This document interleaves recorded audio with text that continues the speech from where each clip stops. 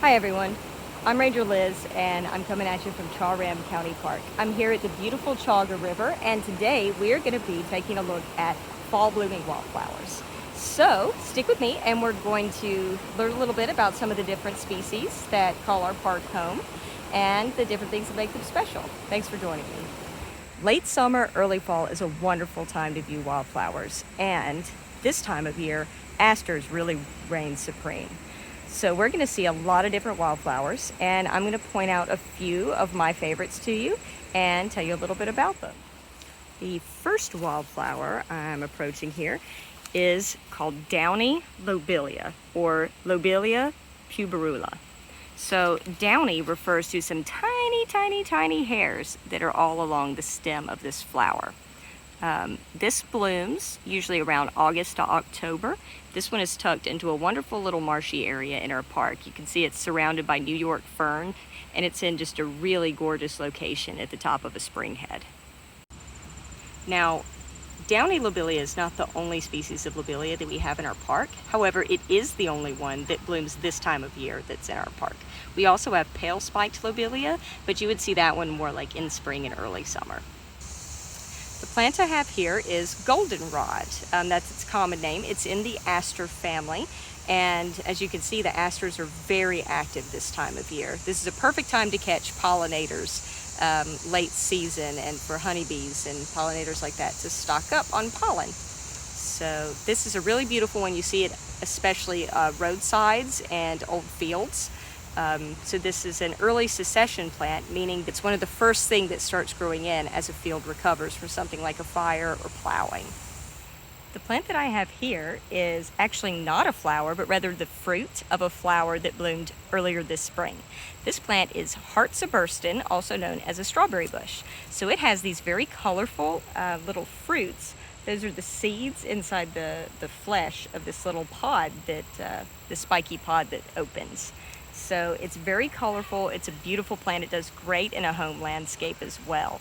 However, it should be noted that these little fruits are poisonous, so do not eat them. Even though it might be called a strawberry bush, don't eat them like strawberries.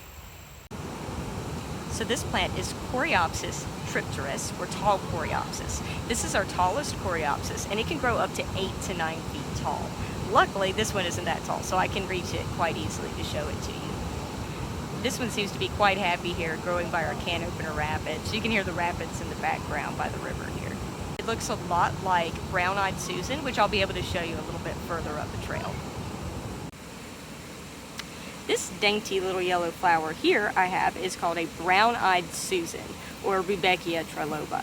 So it's similar to a black-eyed Susan, but it tends to have less petals, and the flowers overall are a little bit smaller than its cousin, the black-eyed Susan.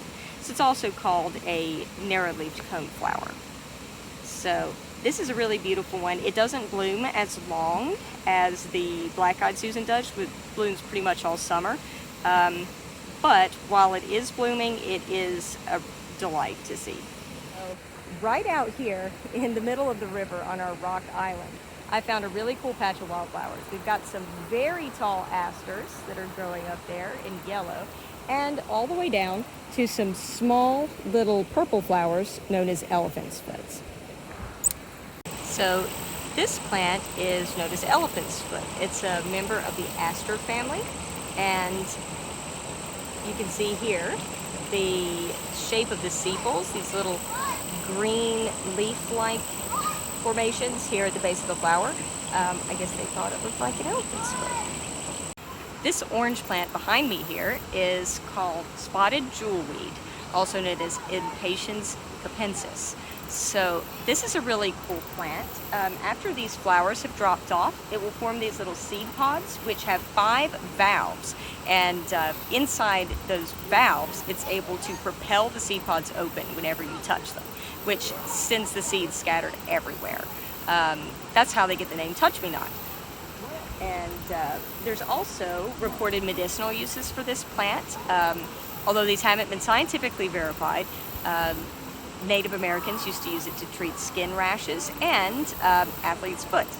So it's just a really neat plant. It can have a tendency to be a little invasive if it's really happy where it is, because it's able to propel those seeds so far. But it's still a really cool plant, and I'm always glad to see this specimen anywhere. All right, so this is the last species of aster I'm going to show you today. This is Joe Pye weed. This is a really amazing plant. It grows very tall, and it likes boggy areas. So you may find this in roadside ditches. In this case, it's growing here by the river. And this beautiful aster is a favorite of pollinators this time of year. It has these beautiful purple flowers, and it can grow very tall, like 10, 11, 12 feet tall. So I'm fortunate to find one growing a little bit closer to the ground that I can easily reach. So it gets its name Joe Pye weed, from the name of a colonial doctor who used this plant to treat spotted fever. And that doctor's name was Joe Pye. So that's how it ended up with its name. I'm so glad you all were able to join me for this wildflower walk. And I hope you enjoyed seeing the wildflowers that we have in our park here at Chauga. And I invite you all to go out and explore the nature around your own homes. Even if you don't know much about flowers, pick up a great wildflower guide. I'll put some suggestions here at the end of the video, and just start exploring and learning. Thanks for joining me.